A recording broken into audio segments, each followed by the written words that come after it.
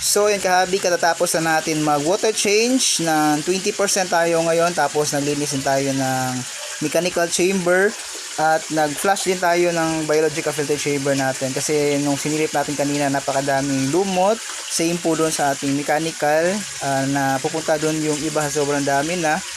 Ito yung ating mechanical, yan, malinis na siya ulit, inash natin talaga lahat. Eto, di pa tayo, naubusan tayo ng fiber fill na foam. Pinash na lang po muna natin, pero papalitan din po natin yan. So, yung biological filter chamber natin, may mga ilan-ilang lumot din na napunta dyan. Kaya nagwash na din ako, pero di na natin tinanggal yung mga filter media.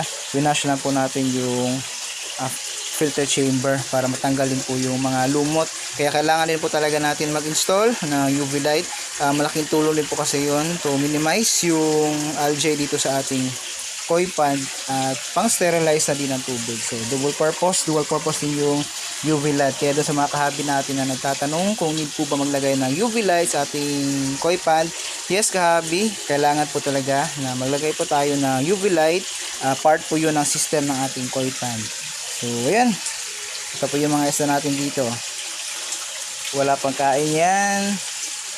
Gutom na. So, bukas na natin yan pakainin. Today is Sunday. Kaya, kadalasan din po is Sabado or Friday tayo nag-maintenance. Pero, ngayon kahapon nag-maintenance kasi tayo nung maliit natin na, yung isang pan natin. Itong pan ito.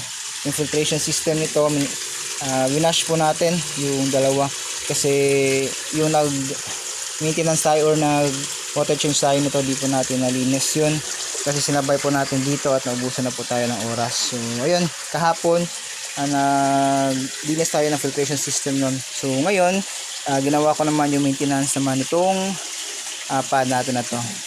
Mamayang gabi, apply tayo ng good bacteria para makatulong sa ating biological filter chamber, lalo na at winash natin. So, matatanggal din po yung ilang na mga beneficial bacteria. Pero, yun, makatulong yung good bacteria na ilalagay din natin. Ito yan, sa angkin natin. Oh.